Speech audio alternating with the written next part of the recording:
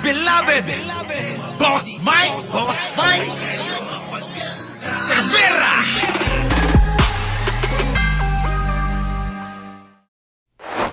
Ayun, so, kamusta po mga kababayan? So, welcome po sa The Big V sa Radyo Pilipinas. So, abangan natin yung mga ibang mga kasama natin. Mga 10 pa yung darating. Mga hindi cash sa So, ang RP1 ay available na rin sa Free TV. Ito po ay joint corporation sa pagitan ng PTV at RP1 na mapapanood sa TV Plus Channel 3 at for the box Channel 45 to Channel 49 yon. So ngayon, andito po si Sangkay Janjan kasama natin. Yo, what's bro. up guys? Magandang oras po sa inyong lahat. Ano bang balita natin ngayon? Yon. May bagyo ba ngayon? Kasi may Hindi, may paparating na bagyo. May low pressure area, medyo nasa bandang, medyo malapit-lapit na rin ng konti. Siguro mga 2 days pa siguro papasok sa Pilipinas yan, no? So ngayon, no, bago natin hintayin, kasi una, si Chris Ulo papunta na rin ata ngayon. Tapos si Insan Mike, ewan ko lang kung papunta, paus daw eh. Oh, Diba, kaka-vlog niya yan eh. Si Coach Jared nag-aaral. Alam naman Si Coach, busy. Ini-issue nga tayo kay Coach. Nag-aaway-aaway na tayo. Hindi kasi ang ano dito Sangkay, no. Wala pang The Big V. Magtotropa na talaga tayo. Wala pa. Wala pa. Actually, kaya nabuo yung The Big V dahil sa tropahan lang eh. Oo. Yun lang yun eh. Kasi medyo mahabang storya yan. Kaya malabo yung sinasabi niyong yan. Kahit malabo. siguro magkakaiba kami ng mga opinion madalas, pero never naman humantong na nagdebate kami. Wala pong ganun. Ayan yung natutunan natin dun sa tropahan natin eh. Kapag may ibang opinion, bahala siya dyan. Ganun. Oo, 'di ba pinababayaan? Ganun na lang yung nagiging... Ganun lang 'yun. Oo. Yung iba kasi masyadong sineryoso yung ano. Hindi, pero kasi si Coach kasi, alam naman natin nag-aaral si Coach. Oo, magiging yung magaling huling pero yung huling punta niya dito sa show, mag-isa lang siya. Kailan? Yung huling punta niya dito, mag-isa lang siya. Siya lang ang nagano? Siya lang mag-isa. Nasa ano ka nun eh, nasa probinsya ka nun eh. Kaya yon. So, pag-usapan muna natin to. Okay. Nga pala ito. Balitang-balita ngayon at galit na galit itong mga Duterte follower, no? Kasi nga, iimbestigahan na raw si Bongo ng ICI. At ang kanyang pamilya. At ang kanyang pamilya. Yung CLTG construction na hindi daw sa kanya. CLTG na nga, di ba? Christopher Loris Tisorogon na nga. Correct. Actually, para po sa kaalaman ng lahat, ng ating mga kababayan, baka isipin nyo na parang pinupolitika lang si Senator Bongo. Pag tinignan nyo yung listahan ng mga kontratista, kabilang po doon yung dalawang kumpanya, di ba?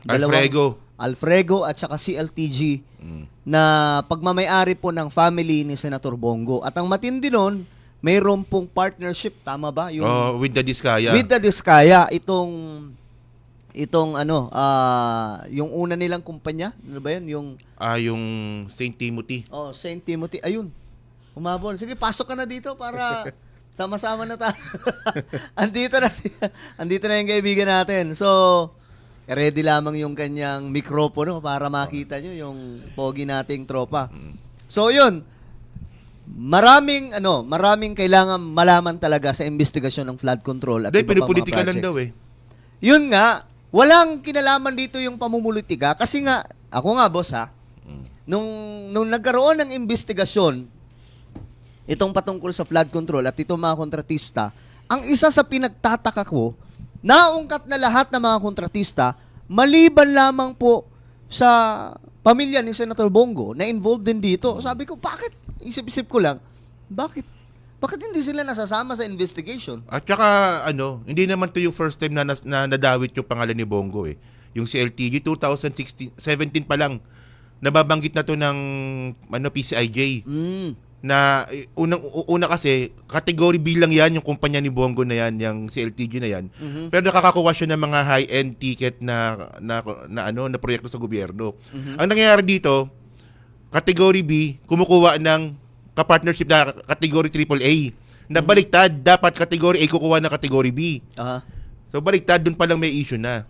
Ikaw Chris, ano pa lang basa? Good afternoon po muna sa ating mga taga-subaybay, especially ho rito sa Radyo Pilipinas. Nakipagkita pa ako kay PBBM tuloy. Nakipagkita pa ako sa traffic eh. Ano ba usapan niyo mga panyero? Yung kay Pongo, panyero no. Bongo. Yung kay Bongo nga, ano daw? Imbestigahan ng ICI, pinupolitika lang daw sabi ng mga... DDS. Gagawa siya ng... Hindi, imbestigahan na siya ng ICI. Oh, imbestigahan siya ng ICI. Kasama na siya kasi meron siyang connection sa mga Diskaya. Sabi. Ako naman, mga panyero, naniniwala talaga ako na pwede talagang madama yung ibang yung ibang tuta tuloy. Ibang kaalyado ni Digong. Kaya si Digong, according sa mag-asawang Diskaya, nakakuha sila ng engagement, napasok sila sa DPWH 2016. Oo. Na si Digong ang presidente. Na pagkapanalo ni Digong ng presidente, unang inappoint niya sa pamahalaan, sa administrasyon niya, si Mark Villar sa DPWH. At according kay District Engineer Alcantara, ang nagpasok sa kanya, nag-appoint sa kanya dyan si Mark Villar. Correct. At itong si dating Undersecretary ng DPWH Romero, nagtrabaho under ni Mark at ni Digong. Si Bongo kasi, kung makapaggawa ng presscon, makapagsalita pahig siya doon sa kanyang presscon, para bang siya lang? Hindi, marami kayo. Pero magaling si Bongo magsalita. Napanood niyo yung press con niya? Hindi, ganun talaga. Magaling. Naniniwala ka ba? Naniniwala ka ba na kapag ang alalay natuto, mas magaling pa sa amo? Totoo yun. Naniniwala kayo doon? Iba yung name-mentor, mas magaling yan. Di ba? Magaling Kasi pa meron sa siyang amo sariling style na pwede niya i-develop bukod dun sa kinuha na niya ng Correct. ng nagturo sa kanya. Nakita ko yung niya, yung press ko niya. Magaling. Kaya mag-iingat kayo mga kababayan sa yung drama. Oo. Magaling po talaga sila dyan.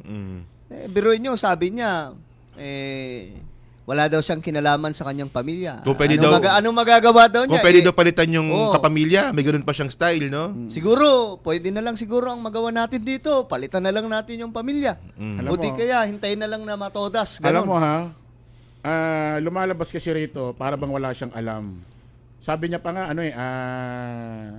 kahit daw kamag-anak niya, kakasuhan niya, ayaw niyang banggiting pamilya. Hindi mo kamag-anak yan, Senador Bongo, pamilya mo yan. Iba yung kamag-anak sa pamilya mo. Ayaw niya banggiting tatay anak niya Kasi may anak ba si Bongo? Ano ba? Ikaw? Meron. May ano pala yan? May asawa pala yan? kay Sara tuloy. Si Bongo? Doon nagkamali ako. Ano? Alam mo meron eh. Meron ba? Oo. Kala At ko binata. ito pa mga kababayan, mga panyero.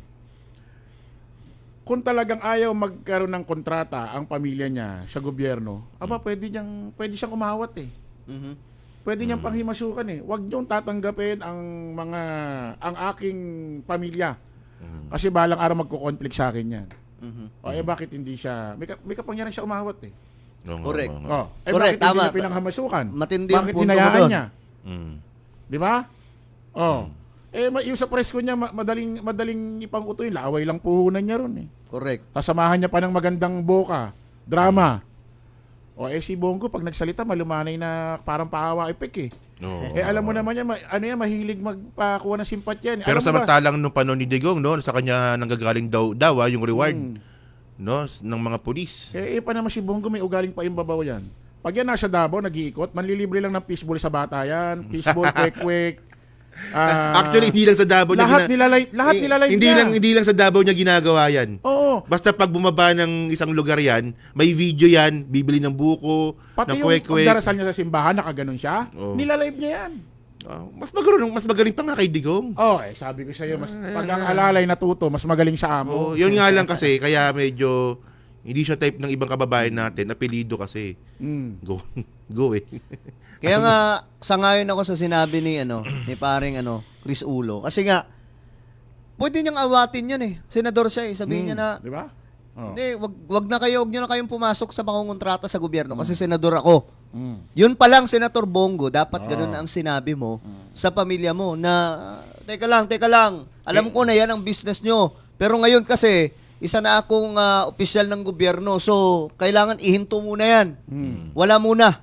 Hanggat senador ako, hanggat Pero ang nasa gobyerno ako. problema kasi ng Sangkay, nangyari yung partnership niya with the Diskaya, panahon pa ni Digong. Kahit panahon Hindi ni pa Digong. hindi pa siya senador noon. Yun na nga ang sinasabi ko. Oo. Kahit hindi siya senador, opisyal siya at that time Oo. Diba? Meron siyang katungkulan sa Sap- administrasyon. Meron siyang Sap-sap siya nun Diba? Oo. Mataas nga yung katungkulan niya. Kasi dikit talaga siya kay PRRD. Mm. Kumbaga, mas malakas pa kayo sa pagiging senador Sa mo tingin ngayon. nyo ba, that time, kung sinabi ni Bongo sa DPWH, huwag nyo bigyan ng proyekto kamag-anak ko, kahit nag-o-offer yan. Hindi ba siya susundin? Correct. Tsaka Susundin yan. nagtataka ako sa media, Oo. no? Nagtataka ako sa media. Bakit, kung kasi sinasabi ni Bongo na yung kumpanya sa tatay niya, bakit hindi tinatanong ng media kay Bongo kung ano ibig sabihin ng CLTG? Di ba? Ano ba ibig, nakita niyo bang tinanong ng media yon? Ano ba ang ibig sabihin ng CLTG? Christopher Lawrence Tesorogo. Uy, Kita mo? Di ba CLTG na nga eh? nako. Dapat pala Tapos sabi mo sa tatay mo yon? O baka may ibang ibig sabihin. Pambihira. Yun pala talaga. Tumumbok pa sa pangalan. Ano? So, sa ano niya, sa pangalan niya mismo. So doon pa lang, yung sinasabi ni Trillanes, ako to be honest, hindi ako kay Trillanes. Nakita nyo naman kung in-interview ko yan. Hindi talaga. Pero guys, at this time, nung nagsalita po siya about dyan kay Bongo, sang-ayon ako eh. Kasi mayroong mga ebidensya. Nasa dokumento talaga na mayroong ugnayan. Abot pa ngang 7 billion eh. Yung nilabas ng COA by ilang taon lang yan noong na pangungontrata nila with the Diskaya. So talagang makakaladkad sila dito. At nagtataka ako, boss, bakit ayaw ikanta ng mga Diskaya ang pamilya ni Bongo? Ako sasagot. Makikiraan muna sige, ako, sige, mga sige, panyero. Sige. Baka naman nagkakaroon ng offer. Ito ako sa totoo lang napaniginipan ko to. Uy. Hindi ko naman sinasabing mangyayari. Siguro kaka-content natin sa Diskaya, napapamahal, pumapasok na sa panaginip natin. Alam mo ba sa panaginip ko, itong pamilya Duterte, itong kampo ng mga DDS na kampo ni Digong, kinausap daw ayon sa akin panaginip itong mag-asawang Diskaya. Huwag niyong ikanta ang grupo namin dahil si PBBM mapapalitan na yan at pag si BP Sara sa 2028 nanalo, Babalik kung sila. makulong man kayo, gagawa kami ng parang para makawala kayo. Grabe. Ayos sa akin sa panaginip. Nagising nga agad ako eh. Dapat nagtuloy na yung panaginip mo. no? Para nalaman na lahat. kung Nalaman ano- na. Oo. Para bang ayon sa akin panaginip, umaasa itong mag-asawang Diskaya na, kasi 100% alam nila makukulong sila. Makukulong talaga sila kasi available case yung kaso nila. Alam nila makukulong sila. Plunder yun eh. Ang siguro nasa utak na lang nila ayon sa ating panaginip, na panaginipan ko. Umaasa sila na si PBBM Matatanggal. matatanggal or sa 2028 mananalo si BP Sara at may pag-asa silang makawala. So ganun-ganun na Kasi lang alam yun. nila no? alam nila makukulong eh. Alam na nila yan. Pero sa tingin ko, no, kung kasi, syempre, karapatan naman magnegosyo ng pamilya ni Bongo, kung hindi sila nakapag-partnership sa mga Diskaya, mukhang hindi naman sila imbestigahan eh. Pwede sila makalusot. Diba? Kasi doon. ang dami-dami naman kasi pwede nilang i-partnership. Bakit sa mga Diskaya pa? Na mukhang sila talagang kumubra talagang kontraktor. Di ba? Parang sila nga talagang number one na kumubra talaga. Di ba nung panahon ni PRRD, ang mga Diskaya naging number 1 pa? Oo. Yung St. Gerard, Mm. di ba? Naging number 1 pa na kontratista. Ang problema kasi sa kanila, pinagyabang pa nila yung yaman nila eh. Yung loob ng bahay nila may elevator. Tapos yung pearl ba yun? Yung malaking pearl? Kumbaga, questionable na, no? Oo. Kung bakit ganun ka yung bahay nila, no? Pero ayun na nga, kailangan talaga maimbestigahan yan. Kung wala namang involvement dito na malaliman, like corruption, ang pamilya ni Senator Bongo, walang dapat ikatakot eh. Hindi, pero kasi yung baka yung worried kasi ng mga yan, ang kaso kasi more than 70 million pesos yung pinag-uusapan. So pasok sa non-bailable fees. Napaka-immature pa nga ng panawagan ni Senador Bongo eh. Isipin mo, sabi niya taong bahay na raw ang umusga kung sino ang totoo. Hindi naman taong bahay na magpapatunay sa korte niyan. Yun nga. Tsaka sa ICI. Correct. Mga ebidensya. Ebidensya. Trial for publicity pala gusto niya. Kasi kahit Luzon, Visayas, Mindanao, maniwala na wala ang kinalaman dyan, ang magpapatunay dyan yung investigasyon. Ebidensya pa rin yan. Hindi yung sasabihin mo taong bahay na ang bahala. Ano pinagsasabi ka? Pero pag wala namang kasi makikita naman sa investigasyon yan, kung wala naman talagang sabit yung CLTG, edi wala. Ganoon na talaga. Ngayon kasi paano niya kasi i-justify na wala siyang kinalaman sa negosyo ng pamilya niya, yung pangalan pala ng kumpanya, pangalan niya na mismo. Tsaka ito Doon pa pa lang sabi ni Senador Bongo, ako na nakikiusap sa inyo, mag-asawang Diskaya, sa inyo, mga witness dyan, sabihin nyo ang totoo. Para bang lumalabas kapag may nadamay sa kampo nila, hindi totoo. Kapag may nadamay sa ibang kulay, totoo. Sabi ko nga itong usaping maanumalyang proyekto ng flood control, walang kulay ito. Correct. Ang nangyari dito, ito ang naging gatasan ng iba't ibang kampo. Correct. Tama. Walang Ito. awayang politika rito, ginawa nilang gatasan Si Kiss yan. kaalyado ni PBBM yan, si Oh, Kiss. di ba? Di ba? Pero sabit. Marami, Di ba? maraming Walang kulay. kalyado. Si Martin, tinatamaan. inimbestigahan na rin si Martin. Di ba, sabit din. So, wala talaga. Pero ang problema kasi, pinipilit, ito yung narrative ng mga DDS na para sa akin medyo mali talaga. Sobrang mali nito eh.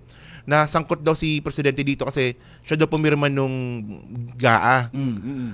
Ayan ang nirereklamo ng mga DDS na para sa akin napaka-unfair naman nun. Kaya nga so kasi ang gusto nila dapat daw vinito. Para i-veto mo yan, so ang kailangan mo, gawin mo rin yung ginawa ng mga senador, ng mga congressman na interviewin yung mga yung mga yung mga secretaries para i-veto mo yung mga. Ginawa na nga nila yan eh. Ginawa na nga ng mga congressman yan eh. So, doon lang, pero hindi ko makapit talaga yung na yan. Yung Malabo narrative na yan. Ganito lang yan eh. Ikaw na nagsiwalat ng ganyang klaseng anomalya, kung guilty ka, di mo gagawin yan eh. Simple, common sense, guys. Kaya nga yung argumento dyan ng mga DDS, na sasabihin nila, hindi, ang mastermind dyan, si BBM. Anak ng toko ah. Pag-isipan nyo mabuti, gamitin nyo yung utak, libre yan, binigay yan ng Diyos. Kaya hindi nga ako makapit. Isipin nyo, kung ikaw yung, halimbawa na lang drug lord ka, gusto mong i-safety yung sarili mo sa malaking issue ng pagiging drug lord, ikakanta mo ba na may droga sa bahay, may ganito sa bahay? Hindi mo gagawin yan. Sila lang yan ha. Ang unang gagawin mo dyan, di ba, ang unang mong gagawin dyan, safety. Kailangan walang lalabas na issue na ganun. Ganun din sa flood control o kaya sa mga projects. Ikaw na Pangulo ng Pilipinas, kung may kinalaman ka dyan, kung guilty ka dyan, pagtatakpan mo yan, hindi mo ikakanta sa mismong zona. Hindi ka magpapaimbestiga ng malupitan. Kasi walang ibang patutunguhan yan, kundi ikaw. Hindi ako, opinion ko, hindi ako naniniwala na porkit na pirmahan ni PBBM yun, sangkot siya. Maaari, niloko siya. May proseso Kaya kasi niya yan. napirmahan. Doon sa proseso. Tulad, nung zona niya nung nakaraang taon na sinabi niya na may 5,500 na Flood control. flood control na nagawa na. Binigyan siya ng report na mali. Correct. Ang importante Pwedeng ganon. ang importante kasi dito, alam niya yung problema, ginawa niya ng paraan. Eh yung ginawa kasi ni Digong, alam niya na may problema, nanakot lang, wala namang ginawa. After niya mag-expose, in-expose yung DPWH, wala siyang ginawa. Walang ginawa. Correct. Sabi ni Belica, mayroon daw. Ay, tropa mo yun. Sabi ni Belica, mayroon daw. Naglalabas pa ng napakaraming listahan. Ito pa nakakasama ng loob dyan.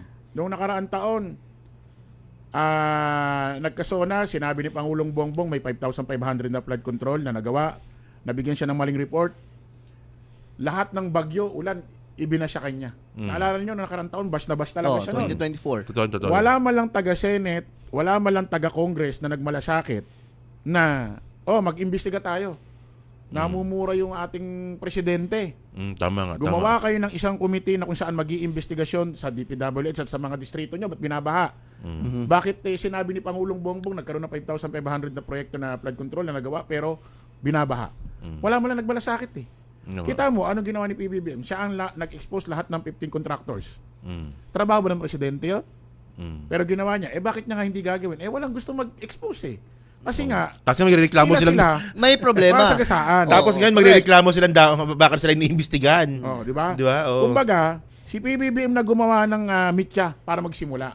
Kayo na ang pero mag-imbestiga. ito yung pinakamalaking tanong dito eh. Pabor ba kayong i-public yung ng ICI? Yung investigasyon ng ICI? Ako siguro sa kabilang banda, gusto ko. Kaya lang, mas nangingibabaw sa akin yung safety ng mga members ng ICI. Imagine niyo every time na may hearing, may pasabog. Buti sana kung katulad lang yan ng Senado na mga kaya-kaya nilang lokohin dun eh. Pero doon kasi, mga totoong mga dokumento, totoong mga impormasyon nilalabas. Kung yariin yung mga pamipamilya niyan, diba? Yun yung problema. Maganda yung bibiglain na lang yung mga suspect, no? Maganda yung ginagawa na, pagka next week, may summon na. May sabpina na, may ganito hindi na. mapaghahandaan ng kalaban.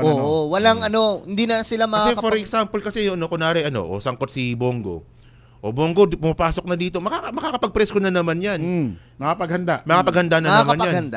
ng pang-react. Pwedeng yung mga kumakanta ron, may kumontak na middleman. Hindi magsisi-contact yan, yung mismo Kaya mas maganda na nababanggit. yung ano. Kukuha ng mga ibang tao yan.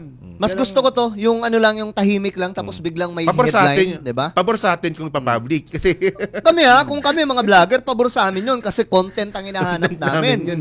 Gusto namin pero kung makahanap ng usaping ganun. bayan yung pag-uusapan natin, mas magandang wag na lang. Pero gusto muna natin magtiwala doon sa ginawa ni PBBM na ano. Kasi tingin ko si PBBM din may gusto niya wag muna eh. Na i-live, i-telecast o ano, wag.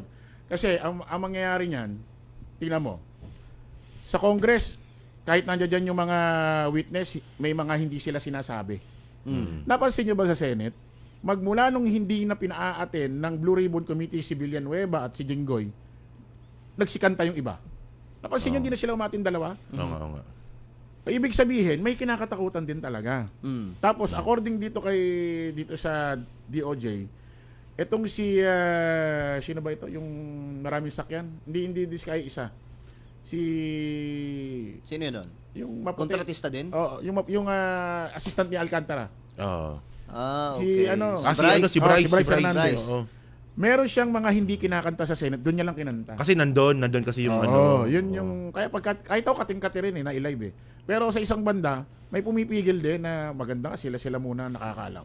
Mas okay yung yung ganun kasi hindi na paghahandaan ng kalaban talaga. Mm. Hindi na paghahandaan ng mga buhaya.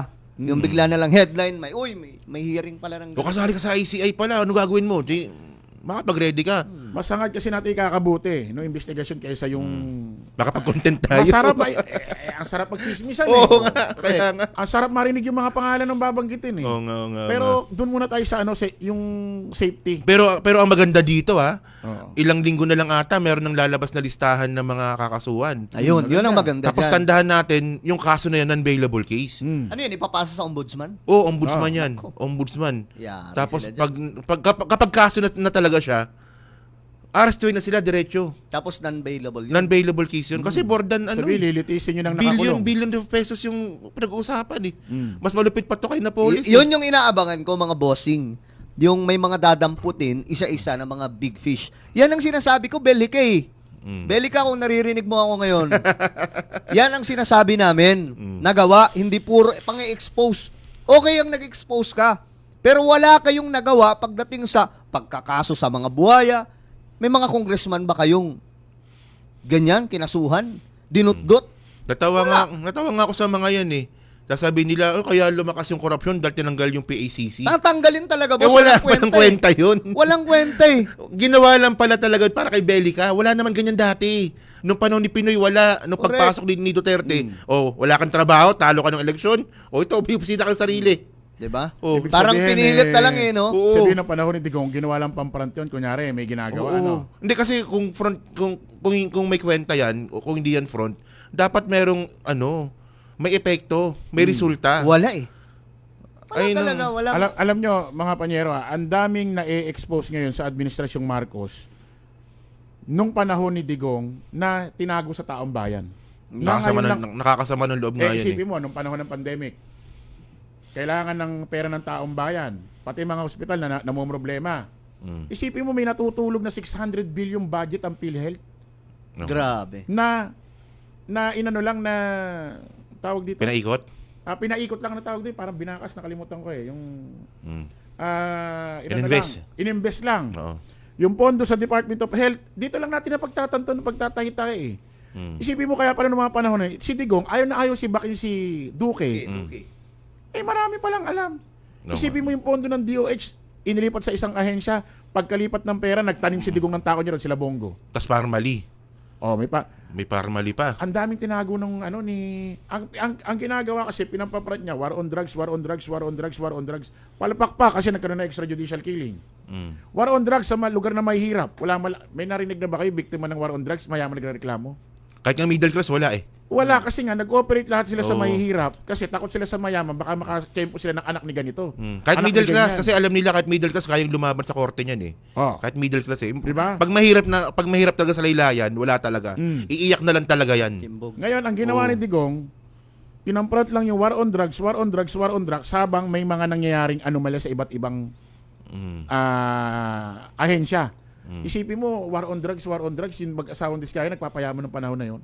Grabe, no? Oh, isipin mo yan. Kaya nakakapanghinayang dapat noon pa to na-expose Mm. Doon pa dapat to na-expose, di sana ang gaganda ng mga project ngayon, walang substandard. Kaya tama naman walang talaga ghost kung ano project. naman kasi magaling talaga siyang makakarismatic talaga si Digong tsaka magaling manloko talaga. Kaya kung dati talaga, kung DDS kayo dati, okay lang yun kasi mukhang magaling talaga siya manloko. Pag naniwala ka nga sa kanya, tatawagin ka pa niyang idiot eh. Mm.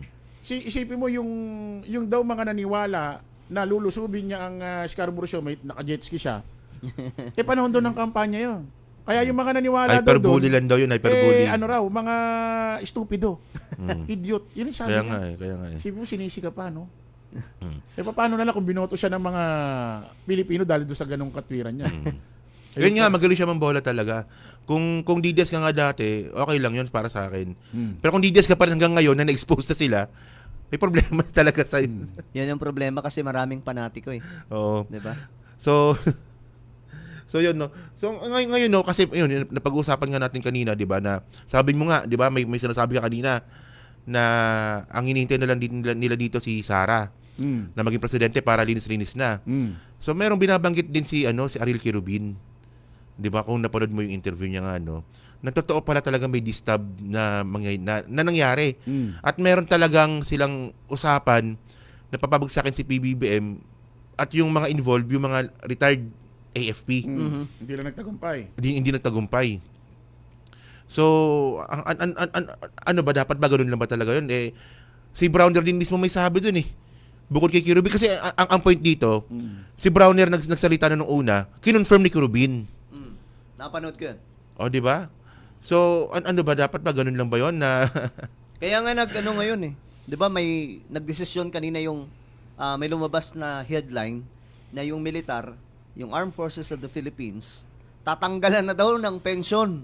yung mga Lahat involved. ng mga retired officers ng AFP na maaaktuhan na nagpapakalat ng fake news Ano at dapat? nag-uudyok ng kaguluhan sa Pilipinas. Dapat naman talaga. Isipin mo kumukuha ka ng Pensyon sa gobyerno. Sa Galing gobyerno yan. Tapos mababagsakin mo gobyerno. Maling-mali, ano? Wala, sabi ko nga nung nakita ko yun, ay tama to. Kasi may mga nakikita talaga ako, mga dating general, mga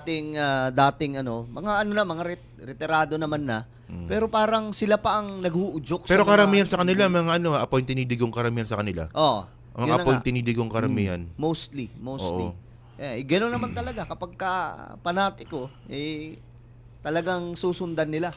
Pero hindi ba nila naisip, no, na ito kasi yung tatay ko kasi sundalo yung tatay ko Hindi ba din nila naisip na, syempre mga ilang taon na sila, kung ano yung sundalo dati sa sundalo ngayon, yung sundalo ngayon, professional na sila ngayon, ang ganda na ng benepisyo nila, mapag-aaklas mo ba yan?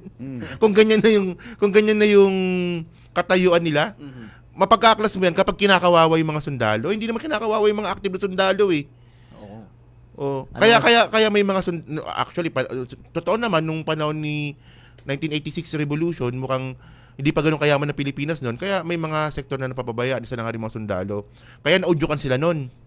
Ito iba na yung 1980s sa 2024. Yung influence din Malayo kasi noon na ni Ramos at saka ni O, yung sa pa yan. influence ni Ramos at saka ni Enrile, malaking bagay talaga yun. Ngayon wala namang tumatayong ganun Kapag sinabi ng itong mga retired AFP na kawawa ang mga sundalo, hindi maniniwala yung mga active Ano mo mangyayari yan, boss? Kapag kasi Broner biglang tumayo, tara, sama-sama na tayo, magkudita tayo laban sa pamahalaan. Pwede pang mangyayari yun. Pero hindi, nagsalita nga yung... Parang malabo pa rin may sumama kasi maganda yung sitwasyon nila, kaya nila compromise yun. At sinabi rin ni Broner na hanggat siya ang narito, walang mangyayaring kudita. Hanggat siya ang nasa ng AFP. At nagsalita nga sila, I think nagkaroon sila ng pagtitipon ng lahat ng mga general kasama si PBBM. Sinabi doon na sila daw ay sumusuporta sa ginagawa ni PBBM na paglantad at pagtugis sa malaking korupsyon na nadiskubre ng ating pamahalaan. Maganda. Sinabi ng, nga, and by the way, kasama pala yung AFP ngayon sa ICI. Yes. Ayun ang Yun pinakamaganda kinaganda. pala ngayon. Tumutulong Kasama. sila ngayon. Sinama nila ngayon. Kaya malabong mauto. Ay, malabo. Malabong Oo. mauto yung AFP. Napakatalino na nakaisip nun na isama yung AFP sa ICI. Sila nga yung nag-ano ngayon PNP actually. PNP at saka yung AFP. Sila yung nag-iikot sa mga ghost projects. tinitingnan nila yung mga project kung ilan dito yung mga substandard, ilan yung mga ghost projects dito. So, matatalino naman yung militar eh. Hindi katulad yan sa ibang mag-isip na. At ayaw William ng Mastermind. at ayaw ng AFP ngayon ng mga pro-China. Isa pa yan. Isa pa yan. Isa pa yan. Pambihira. Well, yan ang kinagandahan kasi hindi tatalikod. Yun lang mensahe ng AFP. Hindi kami tatalikod sa Commander-in-Chief. Yun lang yun. Tsaka chain of command ang tawag naman doon. Pero ito mayroon kasing chismis kasi. Ito chismis to na isa ito sa mga dahilan kung ba't daw nasibak si Magalong. Kasi kasama pala daw kung hindi siya kasama, konektado siya doon sa meeting na nangyari. Napapabagsakin yung presidente noong September 21. At kung magkakaroon nga sila ng isang military junta, open daw si Magalong na natanggapin yun, na siya yung magiging leader. May ganyang chismis, may ganyang May usap-usapan. namalabas social media ganyan. Oo, kaya ayan yung dahilan kung bakit sinasabing Totoo re-reviewin. kaya yun? Oo, kung bakit re-reviewin si Bakit kaya di nila tanggapin na maghintay na lang sila sa 2028 makukulong nga. Parang kasi parang ang dami nilang pinag-aalala sa mga sarili nila Medyo Kasi medyo nakakapagtaka na nga Kung hindi naman sila alanganin sa administrasyong ito. Dapat chill ka lang, di ba? Di ba?